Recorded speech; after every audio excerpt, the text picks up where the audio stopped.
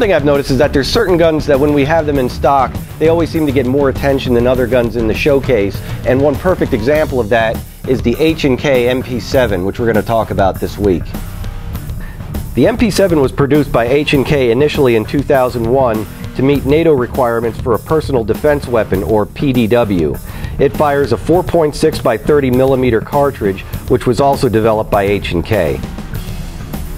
The whole concept of the PDW was designed around the need to arm non-combatant troops with a compact, automatic weapon that is capable of defeating body armor. Studies had shown that with advances in modern body armor, standard pistols and submachine guns were proven to be ineffective.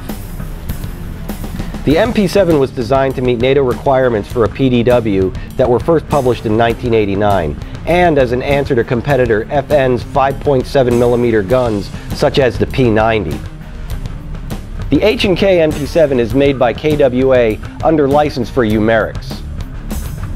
The gun is constructed of nylon polymer and metal with an overall length of just over 15 inches long and weighing in at 4.7 pounds.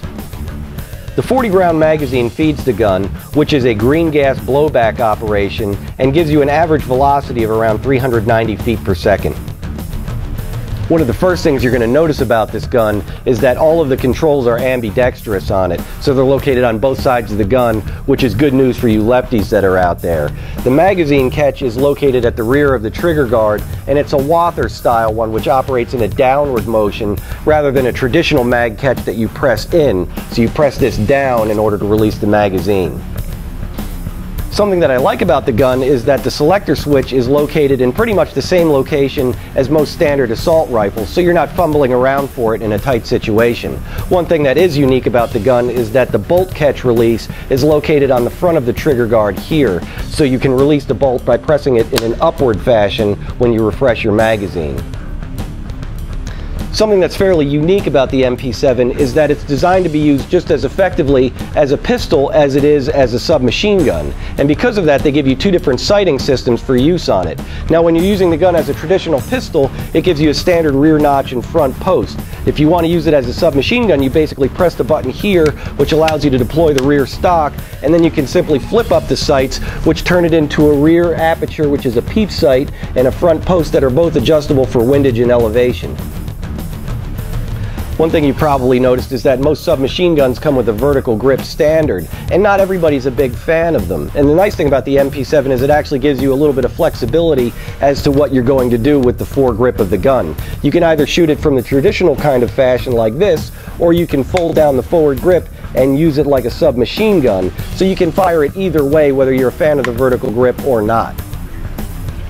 Something that you'll notice about the MP7 is that all of the controls are pretty much in the same logical position as you would expect them on any standard assault rifle, which includes the cocking lever, which is located at the rear of the receiver, and it basically operates like a standard M4 or M16. So those of you that are migrating from the M4 to the MP7 are not going to have a hard time figuring out where the cocking lever is for this gun. After getting more familiar with this gun, I pretty much come to the conclusion that H&K went out and looked at all the other successful assault rifles that are out there and borrowed some of the best parts of them and incorporated them into the MP7. So for instance, you've got the M16 style cocking lever, you've got the Walther style magazine release, you've got H&K's MP5 style selector switch, and to cap it off, you've got the Glock style trigger, which has the little safety tab located at the front of the trigger mechanism. Now, like you would expect with most modern assault weapons, this comes with several rails on it for adding additional accessories, and there's a lot of stuff out there to choose from in the way of lasers and flashlights, but over here at Replay Sports we recommend the UTG line of tactical equipment. The nice thing about UTG is the stuff is made to military specifications. It's not just some junky thing that they're designing for airsoft. This is something you could pull off and put onto any standard assault weapon. And coupled with this gun, I personally recommend the Cqb Sight made by UTG, which is a perfect match for this gun. Overall, I'd say the gun has more positives than negatives. Being made by KWA, it's a very well-constructed gun, but it's not indestructible, and just like every other gun that's out there, you really need to take care of it if you want it to last.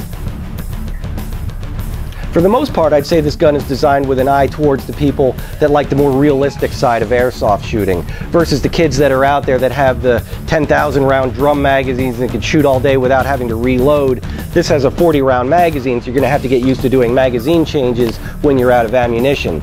But couple that with the fact that it has a fairly loud report, and it also gives you a little bit of recoil because of the blowback action. This is a fairly realistic way to go about doing your tactical airsoft gaming. If you want to find out more about the MP7 or any other gun that we stock, feel free to stop by the showroom. We'd be glad to let you take it out for a test drive and make up your own mind about it. So until then, we'll see you the next time.